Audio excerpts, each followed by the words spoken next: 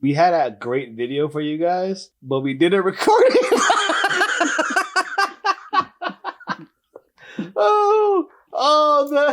The early pains of a YouTube couple. Yeah, we were recording and we were like, yo, we are on fire. It was the best video to date. Then we didn't record it. So anyways, hello again for us at least.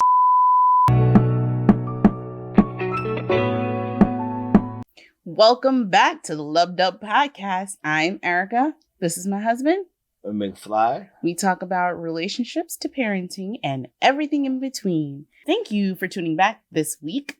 What's the topic for today, babe? So we are talking about Jeannie Mai and the topic of submission. She spoke about in her marriage, I guess upcoming marriage, to Young Jeezy. Or is it just Jeezy now? It's Young. Who cares? Just it's. Actually, I don't know. It's probably Young Jeezy. Just go with Young Jeezy. That's his name. Well, she calls him Jay. Isn't his name Jay? I don't know. I don't know. I know his name is Young Jeezy. That's all I know. Well, she said in her marriage, in her next marriage, because this is not her first marriage, she is going to submit. She had a lean, mean marriage before. But for me, dark meat on the side, white keeps me mean and lean. You know, that's... she's going to submit to her husband. No. You guys gotta watch this. It's kind of funny. Check this out. Jeannie Mai, going into my marriage, I want to submit to my man. Let me explain. When I hear this definition, like you just said, Adrian, submitting has a negative connotation. It means that you are less important, you are lower than that person that you're submitting to.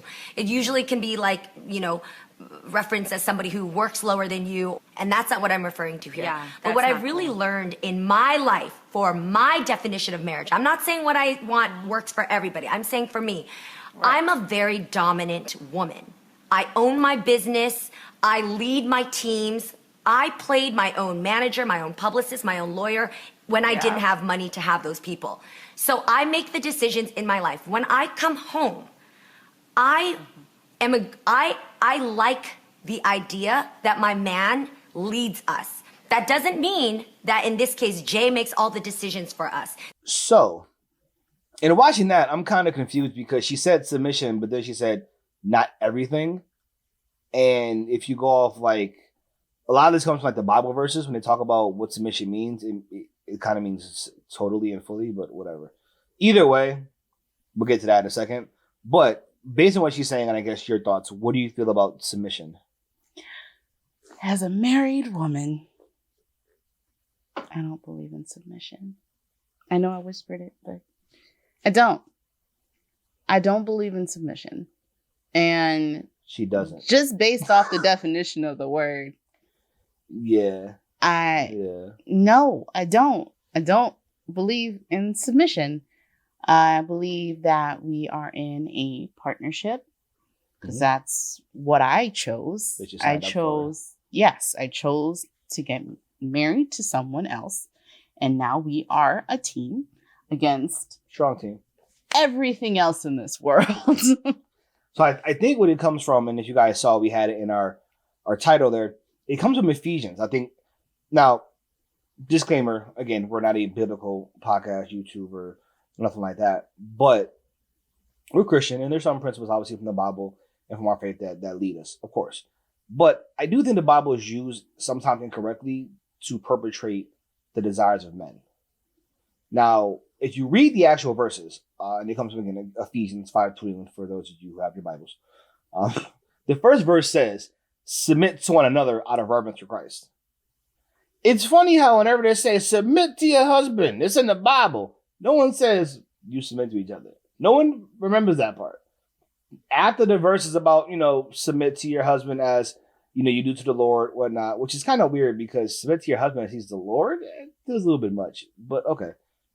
It then goes into, husbands, love your wives as Christ loved the church. You know what I mean? So there's give and take on that. I think the word submit with the wife as opposed to love with the husband makes it feel more like, well, I got to just love you, but, I'm still the boss, right? It's kind of how that's worked out. I don't 100% believe in that. Well, not at all, really. I think there's value and power in submitting to one another, but not necessarily just submitting to someone else. I agree. I guess if you're talking about submitting to each other, it's different than me believing in necessarily just me in submission. Because it is not submission then. It's reverence for one another, which it says in the Bible verbatim. It's reverence for each other. It's not submission. You can't both submit. That's not the same. Someone technically has to be higher, right? Based off the definition of the word. Based off the definition of the word, yes. I mean, I guess based off the definition of the word. I think that there is, I guess, some gender roles that we've like taken along over the years where men are supposed to lead, be the head of the household. They're supposed to provide. They're supposed to protect. I think that the expectations that you go into a relationship thinking that this is what I see, this is what I'm supposed to be, sometimes lead to disappointments. If you are building up this ego that I'm supposed to lead, I'm supposed to be the head of the household, I'm supposed to run everything, and I'm supposed to do everything perfectly, one, that's a lot to put on one person. So to me, you're setting your husband up for failure. He's going to disappoint you. He's going to disappoint himself because he disappointed you. And more importantly than that, and kind of going back to what Jeannie Mai said in particular about, I run my business, I'm my own manager, and she talks all of this, this big V energy she got. I love it. Hashtag big V energy. We're going to start that up. Big V energy. Why would you not bring that home with you? Like, maybe Gigi's a better manager than you, or maybe he's a better this than you. Maybe he's not. But to me, why would you turn off your business thinking, turn off your leadership skills, turn off all of the skills that have made you who you are? Very successful, daytime TV star. Like, you've built up this empire. Why would you not still bring that same skill set to the house or to the home? Right? That doesn't make sense to me to just turn that off because you want him to lead. Whereas you mentioned, he may not be adept at leading in all of those areas. Right. Or maybe you could add something more to the table. So to me, that option and that thought process doesn't mold well with the idea of lead with your strengths. And as you come together, you have, like, again, that synergy that we're better together than we were apart because I'm doing what I'm good at, you're doing what you're good at, and together we're this much better. Yeah, because obviously no one is perfect. We lean on each other, and that's what makes marriage awesome, because he has my blind spot on certain things and I have his. Yeah. Like, for example, fiscal responsibility. I don't lead well there. I have a problem that needs to be solved. She helps me through that stuff. So that's important. I have some skills. Cooking is one of them, probably. But we're not a food podcast. Not a food podcast. But, big boy eats, so I can cook. So, but like when we joke, but there's things we do well that we can compliment each other with. Yes, and he's better at negotiating. She hates to negotiate. I'm a salesman by trade, so I'm just like, best deal, I'm gonna get it. Very accurate. I think something that we had to learn coming together is how do we balance our strengths and our weaknesses, right? I think I guess we kind of struggled a little bit because I had that idea in my mind that as a wife, this is what you're supposed to do. This is how you're supposed to act. And led to nothing but me feeling unhappy. I remember we had this full conversation in the dark in our foyer in the house. And I was like, I'm going for a drive. I'm leaving the house right now. Because I felt like I was making myself smaller to boost his ego. And that, I guess, was eating me up inside. And just to be clear, it wasn't that I was telling her this. She just felt like she had to. I tell her all the time, carry big V energy all day. I do not care. I think that's what's important too. we've seen over the past few weeks, months, years that in some cases men can be the ego is so fragile. It's so fragile, and the littlest bit, the smallest bit of confidence from a partner can just shake you. I am not one of those people. I might come home, be your full, authentic self. We've had a discussion where she's come home, and I'll just be like, don't be sheepish. Be who you are. Be loud and proud and be confident in that, because that's who I love. That's who I marry. I don't need you to change now. I have to be the good wife. No, you just have to be who you are. And if you are who you are, then you'll be a good wife. Don't shrink for me. And too many brothers I'm seeing out now want women to shrink for them. Right? We've been seeing this, and we ain't want to go there. Me so. We ain't want to go there, but we don't have to go there. Get you an Asian wife. As soon as they got engaged, there were literally, I guess, memes. Oh, this is what you need to get. You need to get you an Asian wife because they know how to submit. Oh, Asian or Latino was specified. Latina, Latinx. Oh, sorry, Latinx. But he not. They're not the only one. 50, I love 50, but yo, get you something that look different. Off the block. I ain't seen that before. Like, there's this pedestal that non-black women are placed on, especially Asians and Latinx community. Like, they're just placed on this pedestal, which I get because maybe it's different or it's unique, but I can't respect. Right? Stop putting these in the boxes like, oh, well, black women won't submit. A black woman wouldn't say that. And there's been plenty of people, plenty of bloggers, plenty of trolls on the internet. See what I'm talking about. See, black women won't do that. Black women won't submit or whatever. But the Asian women will, or the Latino women will, like whatever it is. Like, no. That's not acceptable behavior to saying I'm going to go with a specific race because they're more likely to submit to me. Bring someone to the table that's worth to be respected, and you'll get respect. If you're not respected, it's because you're not respectable. It's as simple as that. You're not respectable. It's just, that's you. That's a you problem. Don't go around asking women to be smaller so you can feel bigger. It's simple as that.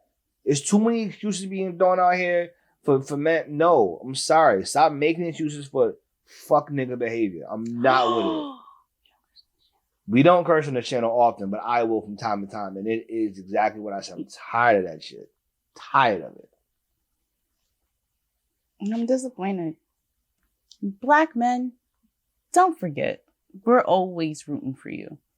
Because please remember, it's the same person who said that white keeps her mean and lean, but she couldn't marry a black guy. That was you're being petty.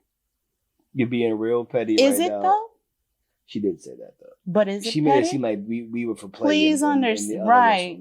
Right. Good for a nice ride. Let's roll. No. Roll the clip. You dated black guys. Loved black guys. Yeah, I did. But for me, dark meat on the side, white keeps me mean and lean. That's why I married white man. That's what I like. Hold up. Black women always have black men's back. And it just feels like, as of late, especially with the stuff that happened with Meg Thee Stallion and what's happening now, it feels like we're turning on each other, which I don't like. And I don't want this to be a men bashing, black men bashing I am a black situation. man, so we're not bashing black men. I just think there are things that are used to draw divisions. We want to just speak to that quickly. But I think the key point here, kind of getting back to the topic, is, Jeannie Mai's choice to submit is a personal one. One that even her co-host didn't really agree with if you kind of go through more of the clip. Because she was saying essentially what you were saying. Make yourself almost smaller to not make him feel some kind of way. And that's something that she's choosing to do. And she said that's her what happened in her last marriage. I think the power is when you assess both of your strengths and your weaknesses. And then based off of that, that's where the other person leads. Yeah. That's what makes the most sense. Makes the best team. Lead with what you have as far as your experience, as far as your skill set. Don't not bring home your skill set because if I'm too good at this, he's going to be mad or she's going to be mad. That doesn't make sense. Lead where it makes sense for you to lead at, right? And I think finding that mix of what you do best and what your partner does best is the key here. Not just turning off and just saying in general, I'll give you feedback, but lead because I don't want to lead anymore. Don't rob your household of the skills and talents that you have. Bring that home with you because only that way, when you have that strong relationship, bringing all the things you have to the table in its fullest and truest form. Couldn't have said it better myself. See, that's teamwork. Hope you guys enjoyed. Had a little bit of time with us here at the Lub Dub Podcast. As always, please like, comment, and subscribe. And guys, hit that notification bell so you'll be the first notified when we drop a new video. Please like us on and follow us on Instagram and Twitter. Yeah, we out there. We out there. Until next time, later. Bye.